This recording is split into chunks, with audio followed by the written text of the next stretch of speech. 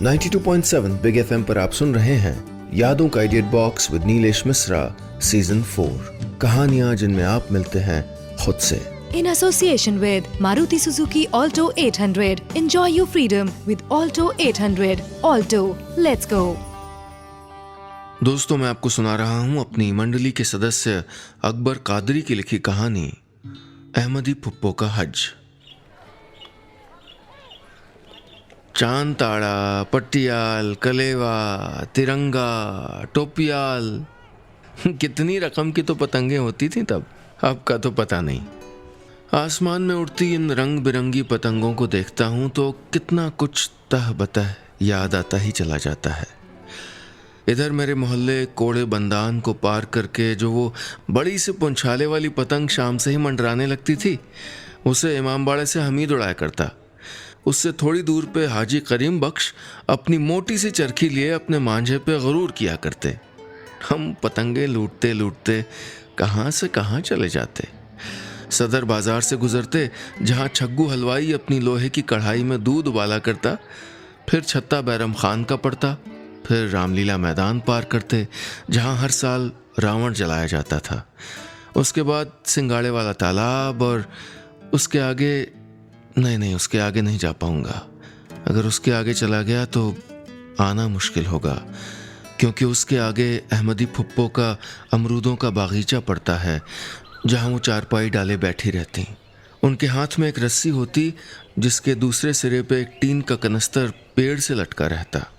वो जब भी बजाती तो गुच्छे के गुच्छे हरियल तोते अमरूद के पेड़ों से ऐसे निकलते जैसे किसी ने मधुमक्खी के छत्ते में कंकड़ मारा हो। हम फुप्पो के पास जाते तो वो पहले तो हमसे सुआ खुतेल अमरूद बिनवाती, फिर उन्हीं में से खाने को भी देती। कोई नाक मुंह सिकोड़ता तो कहती, तोते की खाई भी मीठी होती है। हमें विरसे में पतंगे भी मिली थीं, अमरूद भी और यादें भी। लो, मैं आखिर फंसी गया ना। कहा था कि इसके आगे गया तो फिर आ नहीं पाऊंगा। उस अमरूद के बागीचे में हमें अपनी यादों ने घेर ही लिया जिसमें अहमदी फुप्पो रहती थी। अहमदी फुप्पो किसकी क्या लगती थी ये मैं नहीं जानता, लेकिन मेरी हर उम्र के लड़के लड़कियां उनको फुप्पो ही बुलाते थे।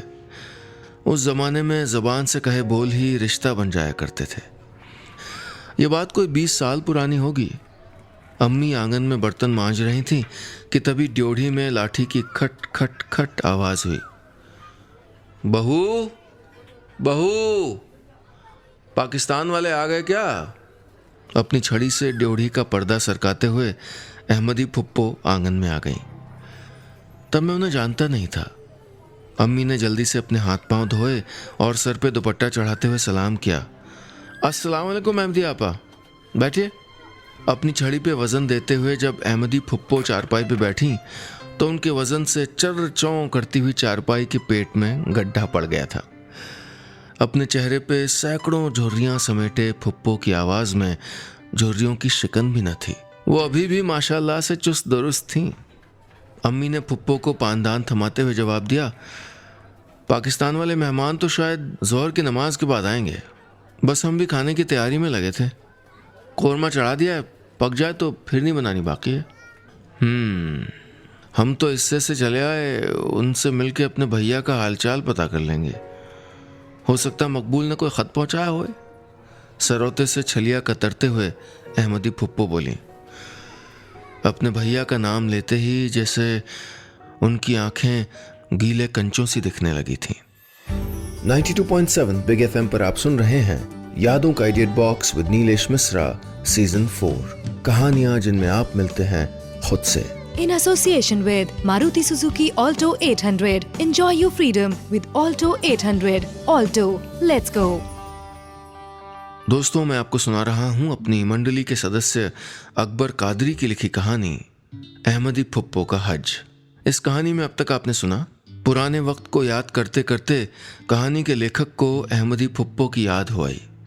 बात 20 साल पुरानी है जब फुप्पो उसके घर पाकिस्तान से आए मेहमानों से मिलने आई थी। अब आगे कैसी पशुपेश थी। बंटवारे ने अपने सगे संबंधियों को भी मेहमान बना दिया था। हिंदुस्तान पाकिस्तान के बंटवारे के दर्द से शहर हुसैनपुर अछूता नहीं था। शहर हुसैनपुर के काफ़ी लोग बंटवारे के समय पाकिस्तान चले गए थे। उनमें से अहमदी फुप्पो का छोटा भाई मकबूल भी था। मोहल्ले में जब कोई कभी पाकिस्तान से आता तो अहमदी उसके घर जा पहुंचती। उन्हें उम्मीद रहती कि मकबूल का कोई ख़त तो आया ही होगा। हुसैनपुर में शायद ही ऐसा कोई परिवार हो जिसकी टूटी हुई ईंटें पाकिस्तान के किसी घर में ना लगी हों। सो कोई ना कोई वहाँ से आता ही रहता था। न जाने क्यों अहमदी का भैया ही कभी आ नहीं पाया था। जब कोई वहाँ से आता तो बस वो आने वाले के हाथ अहमदी को ख़त पहुँचा दिया करता। अहमदी के माँ बाप बहुत छोटे में ही चल बसे थे। उस वक्त अहमदी की उम्र यही कोई 15 साल की रही होगी और मकबूल तो उनसे 2 साल छोटा था। बिरसे में 2 बीघा का अमरूदों का बागीचा मिला था अहमदी को। घटना पुरानी थी लेकिन कहानियों की तरह किस्सा गोई से लबरेज नहीं थी। होती तो घर में बचा भाई मेहनत मजूरी में लग जाता और बहन को पालता। यहाँ तो वही हुआ जो हो सकता था। अहमदी बड़ी थी सो उसने बड़े होने का जिम्मा भी उठाया। अगर एक लिहाज से देखें तो मेरी नज़र में अहमदी ऐसी पहली औरत थी जिसने वुमेन एम्पावरमेंट की परिभाषा गढ़ी। कैसे छोटे से बागीचे में दिन रात मेहनत करके अहमदी ने अपने से 2 साल छोटे भाई मकबूल को मैट्रिक तक पढ़ाया था। वो अपनी खुरपी से दिन रात गाजर मूली बोती तो मकबूल की किताब में अक्षर उगते। वो चिराग की लौ से जमा हो गई कलौंच को शीशे में इकट्ठा करती तो मकबूल की कलम से स्याही में भीगे अक्षर निकलते। वो रात को चरखा काट के सूत बुनती तो मकबूल के जिस्म पे स्कूल की ड्रेस आती। चरखा काटते काटते वो कभी सपने भी बुन लिया करती थीं। सपने भी कोई परिस्तान के नहीं थे, वही थे जो उस वक्त उस उम्र की लड़कियां देखा करती थीं। तिनका तिनका करके बागीचे से फल और सब्जियां निकलते गए और मकबूल जमात दर जमात पढ़ाई करता गया। मैट्रिक पास करते ही मकबूल की नौकरी सेंट्रल रेलवे में लग गई थी। कितनी खुश हुई थी अहमदी। सीधे दाता खुर्रम की दरगाह पे चादर चढ़ाने गई थी। उस दिन अहमदी ने सारे मोहल्ले में मलीदे के लड्डू बांटे थे। अहमदी की हिम्मत की तारीफ तो मोहल्ले वालों ने भी की थी। अहमदी आज तुम्हारी मेहनत सुहारत लग गई। अब तुम्हें बागीचे में खटने की कोई ज़रूरत नहीं बहन, अब तुम शादी कर लो। किसी रिश्तेदार ने कहा तो अहमदी के आंसू भर आए थे। उम्र तो मिट्टी में खप गई थी लेकिन फिर भी इतनी नहीं हुई थी कि रिश्ते न हो सकें। फिर देखने में भी तो अहमदी खूबसूरत थी। मकबूल अपनी आपा की मंगनी करवा के नौकरी करने के लिए दिल्ली चला गया। जाते वक्त उसने आपा से कहा था, आपा तुम बिल्कुल फिक्र मत करना, मैं छुट्टी मिलते ही आऊँगा और अपनी आपा की शादी बड़े धूमधाम से करूँगा। 92.7 बिग एफएम पर आप सुन रहे हैं यादों का idiot box with Nilesh Mishra season 4, कहानियां जिनमें आप मिलते हैं खुद से। In association with Maruti Suzuki Alto 800. Enjoy your freedom with Alto 800. Alto, let's go. दोस्तों, मैं आपको सुना रहा हूँ अपनी मंडली के सदस्य अकबर कादरी की लिखी कहानी अहमदी फुप्पो का हज। इस कहानी में अब तक आपने सुना, अपने माँ बाप के गुजरने के बाद अहमदी ने अपने छोटे भाई मकबूल को पाला था। खुद शादी नहीं की थी। एक दिन जब मकबूल की नौकरी रेलवे में लगी तो कितनी खुशी मिली थी उनको। नौकरी पे जाने के पहले मकबूल अपनी आपा की सगाई करवा गया था। अब आगे। नम आंखें लिए हुए अहमदी अपने भैया को छोड़ने स्टेशन तक गई थी। उस दिन न तो किसी बिल्ली ने रास्ता काटा था और न दूध का प्याला जमीन पे बिखरा था। बुरा या अच्छा वक्त किसी टोटके का इंतजार नहीं करता। वो तो जब आना होता है तब आ ही जाता है। पाकिस्तान पाकिस्तान लेके रहेंगे पाकिस्तान, मुस्लिम लीग जिंदाबाद मुस्लिम लीग। हाँ, ये कुछ नारे थे जिन्होंने बिल्ली बन के पूरे हिंदुस्तान के रास्ते काट दिए थे। पता नहीं कितने मासूमों के पैर थे जो उस काटे हुए रास्ते को पार कर गए थे। अहमदी को क्या पता था कि उन पैरों में से एक पैर मकबूल का भी था। उस दिन का गया मकबूल फिर कभी लौट के वापस नहीं आया। दिल्ली टू लाहौर चलने वाली लाहौर एक्सप्रेस में मकबूल की ड्यूटी लगी थी। वो सन 47 ही था जब वो ट्रेन लाहौर गई और फिर कभी नहीं लौटी। गदर के दंगों में सब कुछ तितर बितर हो गया था। 7-8 साल तक मकबूल का कोई पता नहीं चला। उन सालों में अहमदी के बागीचे में फल, सब्जियां और अमरूद तो आइंदा भी उगते रहे, लेकिन हर अमरूद किसी के आने की आस में फलता और फिर चला जाता। अहमदी की तकदीर कटी हुई पतंग की तरह थी। हर कटी हुई पतंग का मुकद्दर ही लुटना होता है। न जाने सन 47 में ऐसी कितनी पतंगें बिना मांझे के हवा में डोलती फिरती होंगी। दंगों में न जाने कितने लोग मारे गए थे। मोहल्ले वालों ने तो समझ लिया था कि मकबूल भी, पर अहमदी ने यह बात कभी कबूल नहीं की। अहमदी को लोगों ने कई बार स्टेशन पे अकेले खड़े देखा था। हर आने वाली रेलगाड़ी एक आस लेके आती, लेकिन उनमें से सिर्फ इंतज़ार ही उतरता। कहीं लिखा तो नहीं है, लेकिन सच है कि बहनों का प्यार भाइयों के प्यार से कहीं ज़्यादा गाढ़ा होता है। अपने भाई से मिलने का इंतज़ार अहमदी को आज भी है। मकबूल के जाने के बाद अहमदी ने शादी नहीं की।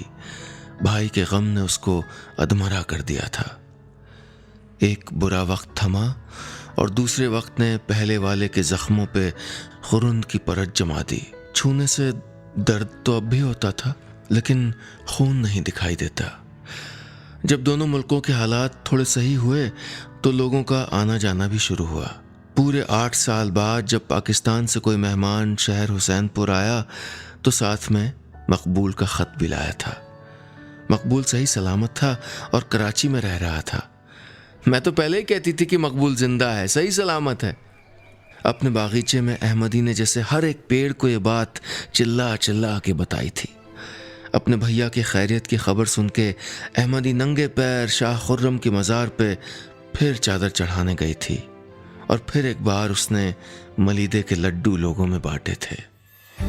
92.7 बिग एफएम पर आप सुन रहे हैं यादों का idiot box with Nilesh Mishra season 4, कहानियां जिनमें आप मिलते हैं खुद से। In association with Maruti Suzuki Alto 800. Enjoy your freedom with Alto 800. Alto, let's go.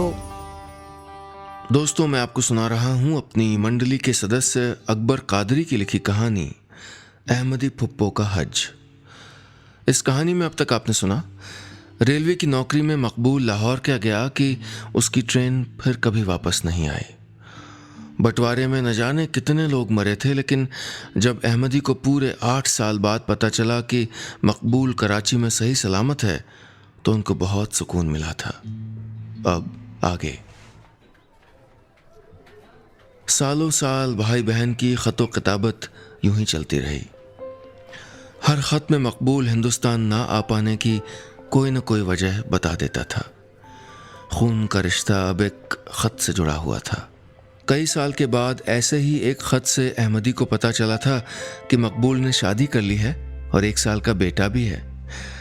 Ahmadi का दिल अपनी भाभी और भतीजे को देखने के लिए उमड़ आया, लेकिन तंग हालत ने पाकिस्तान जाने के ख्याल को अंदर ही मार दिया। यह खबर भी अहमदी ने पेड़ों और हरियल तोतों को ज़रूर सुनाई होगी, उनके सिवाय अब बचा ही कौन था। बीतता हुआ वक्त अहमदी को बुढ़ापे के अलावा कुछ न दे सका। बस भैया के ख़त ही थे जिन्हें उन्होंने जेवर की तरह संभाल के रखा था। एक ख़त मकबूल की बहुत ख़राब तबीयत का पैगाम लाया तो अहमदी से रहा न गया। पाकिस्तान का किराया कितना लगता होगा मुंशी जी?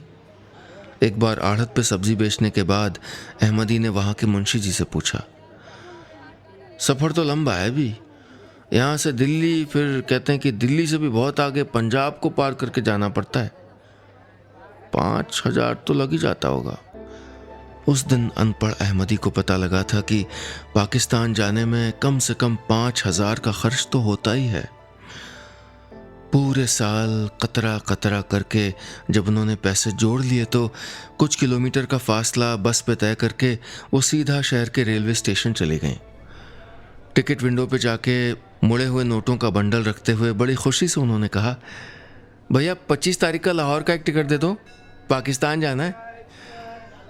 पहले तो टिकट बांटने वाला उनको घूर के देखता रहा और फिर ठहाका मार के हंस दिया और ठहाका मारते मारते अपने बगल में बैठे साथी से तफरी में बोला, भाई पाकिस्तान का टिकट मिलता है ये तो हमें भी नहीं पता था। नहीं तो हम भी लाहौर घूम के आते। कहते हैं कि जिस लाहौर नहीं वेख्या वो जन्म में आए नहीं। सामने वाला और भी हंस दिया था। अरे कहाँ हो बीबी, अब तक क्या 47 में जी रही हो? पाकिस्तान जाने के लिए पासपोर्ट बनवाना पड़ता है, जाओ पासपोर्ट ऑफिस जाओ। फिर दूसरे ने अहमदी को समझाया था। वाकई में अहमदी तो सन 47 में ही जी रही थी। दर्द का वक्त देर तक ठहरा जो रहता है। उस दिन उन्हें मालूम चला कि पाकिस्तान जाने के लिए पैसे के अलावा पासपोर्ट और वीज़ा नाम की 2 चीज़ों की ज़रूरत पड़ती है। अम्मी बताती हैं कि उस दिन गुस्से से आग बबूला अहमदी फुप्पो अपनी लाठी खटकाती हुई सीधा उनके पास आई थी और अपना दुखड़ा कुछ इस तरह रोया था। कमबख्त हंसता है। अरे हमारे भैया की हालत खराब है, हमने टिकट मांगा तो कहने लगा कि पाकिस्तान का टिकट ऐसे नहीं मिलता, पासपोर्ट चाहिए। बताओ हम कहाँ से लाए पासपोर्ट, हमें क्या पता कहाँ मिलता है। 92.7 बिग एफएम पर आप सुन रहे हैं यादों का idiot box with Nilesh Mishra season 4, कहानियां जिनमें आप मिलते हैं खुद से। In association with Maruti Suzuki Alto 800. Enjoy your freedom with Alto 800. Alto, let's go. दोस्तों, मैं आपको सुना रहा हूँ अपनी मंडली के सदस्य अकबर कादरी की लिखी कहानी अहमदी फुप्पो का हज। इस कहानी में अब तक आपने सुना, अहमदी फुप्पो एक दिन सीधा रेलवे स्टेशन जा पहुंची और उन्होंने लाहौर का टिकट मांगा तो विंडो वाला देख के हंस पड़ा था। उस दिन फुप्पो को पता चला था कि उनको पासपोर्ट और वीज़ा की ज़रूरत पड़ेगी। अब आगे। अहमदी के लिए 47 से वापस आना मुश्किल था और मेरे लिए उनके बागीचे से। मैंने पहले ही कहा था कि मैं जो एक बार अहमदी के बागीचे तक चला गया तो वहाँ से आना मुश्किल होगा, क्योंकि वहाँ सब्जियों और अमरूदों के साथ अलिफ लैला जैसा किस्सा अहमदी भी उगा करता था। उसको छोड़ के आना मेरे अख्तियार में नहीं था। तब अम्मी ने उनको पासपोर्ट के बारे में समझाया था। जब अहमदी फुप्पो को समझ में आया तो उन्होंने उस दिन पार्टीशन करवाने वाले नेताओं को खूब गरियाया था। उस दिन वो खूब रोई भी थी। कई महीनों तक उन्होंने पासपोर्ट बनवाने वालों के चक्कर भी काटे, लेकिन कोई फायदा नहीं हुआ। उल्टा दलालों ने उनके 1000-2000 खा लिए। बूढ़ी अहमदी ने जाने की उम्मीद छोड़ दी और फिर से खेतों के सहारे हो ली। अब वो हरियल तोतों को भगाती भी नहीं थी। कहती, जिनकी किस्मत का होगा सो मिलेगा। थकी हुई किस्मत आदमी को सख्त बना ही देती है। दिन फिर गुजरने लगे। मिट्टी आदतन जो कुछ उगा सकती थी सो उगाती रही। अब अहमदी की आंखों में इंतजार भी उनकी तरह बूढ़ा हो चला था, पर मरा नहीं था। उस दिन वो उसी उम्मीद से हमारे घर आई थी। दरअसल हमारी अम्मी के चचा मंसूर सिद्दीकी आज पाकिस्तान से आने वाले थे। वो आए तो जैसे घर वालों के खुशी के आंसू रुकते ही नहीं थे। हर बार की तरह अहमदी फुप्पो के भाई मकबूल का खत भी आया था। खाना खाने के बाद मंसूर चचा ने अहमदी को मकबूल मियाँ का खत दे दिया। अम्मी ने खत पढ़ा। आपा अस्सलाम वालेकुम, यहाँ हम सब खैरियत से हैं और आपकी खैरियत खुदाबंद करीम से नेक चाहते हैं। बेटा अजीम माशाल्लाह बड़ा ही ज़हीन है। आपकी शक्ल देखता हूँ तो आपकी याद आती है। आंखें और नाक तो बिल्कुल आपकी ही जैसी लगती हैं आपा। तबीयत बहुत ख़राब है, नहीं तो इस बार आने की ठान ही ली थी। देखो अल्लाह ने चाहा तो आऊँगा ज़रूर। अपना ख्याल रखिएगा। आपका भाई मकबूल। खत में जो लिखा था अम्मी ने पढ़ के सुना दिया। न जाने मकबूल काहे नहीं आता, जब देखो कोई ना कोई परेशानी लगी रहती है उसको। पता नहीं हम भैया को देख भी पाएंगे कि नहीं। अहमदी की बूढ़ी आंखों में एक हसरत तैर गई थी। भाई के लिए अहमदी की मोहब्बत देख के मंसूर चचा ने उस राज से पर्दा हटाना ही मुनासिब समझा जो बीते 50 सालों से पड़ा हुआ था। उन्होंने फुप्पो से कहा, आपा वैसे तो मकबूल भाई सबको मना करते रहे हैं, लेकिन मुझे लगता है कि मुझे अब सच्चाई बता देनी चाहिए। दरअसल मकबूल भाई के दोनों पैर नहीं हैं। उनके पैर दंगों के वक्त एक हादसे में कट गए थे। वो इस हालत में आपसे कभी मिलना नहीं चाहते थे। इसी वजह से कोई ना कोई बहाना बना दिया करते हैं। आपा, अगर आप गौर करें तो मकबूल मियाँ ने आपको जितनी भी तस्वीरें पहुंचाई हैं उसमें उनके पैर नजर नहीं आते।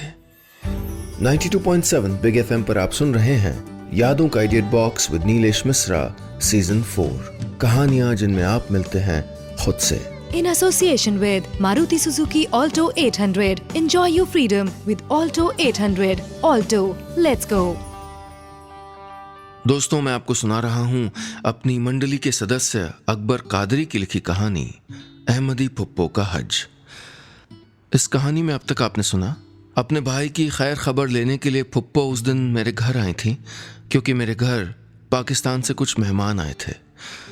उस दिन पाकिस्तान वालों ने अहमदी को बताया कि उनका भाई मकबूल दरअसल कभी उनसे मिलने इसलिए नहीं आ सका क्योंकि दंगों में उनके दोनों पैर कट गए थे और इस हाल में वो अहमदी से मिलने की हिम्मत नहीं रखते थे। अब आगे। मंसूर चचा का इतना कहना था कि फुप्पो फपक फपक के रो पड़ी। बीते न जाने कितने सालों की तस्वीरें अहमदी की आंखों में तैर गईं जो मकबूल ने उनको खतों के साथ भेजी थीं। सच में सारी की सारी तस्वीरों में मकबूल हंसता हुआ तो दिखा था, पर उसके पैर कहीं नजर नहीं आते थे। अहमदी ने अपने पैरों को जोर से कस लिया जैसे उनके खुद के ही पैर कट के गिर गए हों। उन्हें मकबूल पे प्यार और गुस्सा दोनों एक साथ आया था। अम्मी की आंखें भी धुंधला गई थीं। मकबूल ने अपनी आपा के लिए शॉल और मदीने शरीफ की खजूर पहुंचाई थी। उस शॉल को सीने से लगाते हुए अहमदी हल्के कदमों से अपने बागीचे की ओर चली गईं। पतंगें तो आसमान में आज भी बहुत थीं, लेकिन जो कट के गिरी थी वो तो नीचे गलियों में अपनी लाठी की टेक लगाए धीरे धीरे चली जा रही थी। इस लुटी हुई पतंग को अब कौन लूट सकता था? ये तो सन 47 के किसी पेड़ पे अब तक अटकी हुई थी, जिसे ना तो हवा ने उधेड़ा और न ही पानी पूरी तरह मिटा पाया था। आदतन दिन और रात दोनों गुजरने लगे।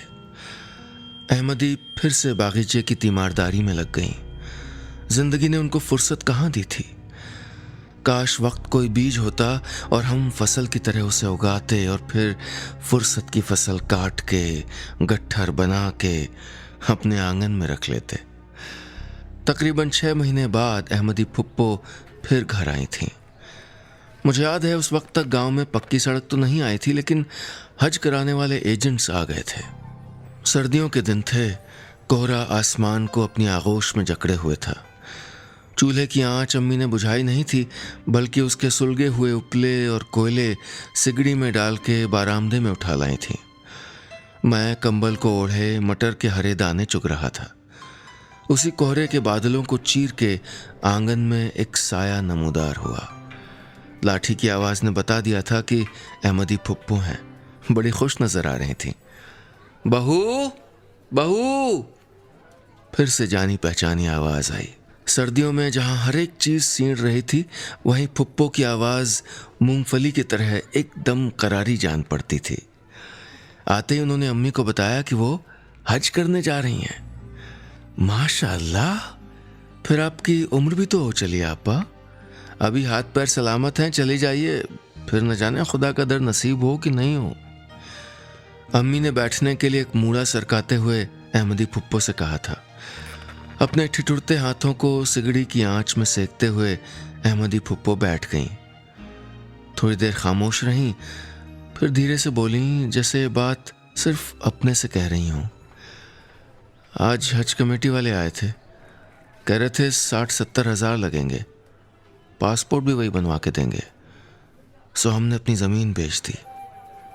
हज की कौन को पड़ी है, बस एक बार पासपोर्ट बन जाए तो हम तो मकबूला को देखने पाकिस्तान चले जाएंगे। अहमदी की आंखों में आज आंसू नहीं, एक आस थी। मुझे लगा कि जैसे कटी हुई पतंग की डोर किसी ने थाम ली है और वो अपनी बची हुई डोरी के सहारे फिर से आसमान में उड़ रही है। बस इतनी सी थी ये कहानी। दोस्तों, कहीं जाइएगा नहीं, क्योंकि थोड़ी देर में वापस आता हूं लेके आपका पुराना पसंदीदा ऑडियो पोस्टकार्ड। सुनते रहिए यादों का idea box with Nilesh Mishra season 4, कहानियां जिनमें आप मिलते हैं खुद से, सिर्फ 92.7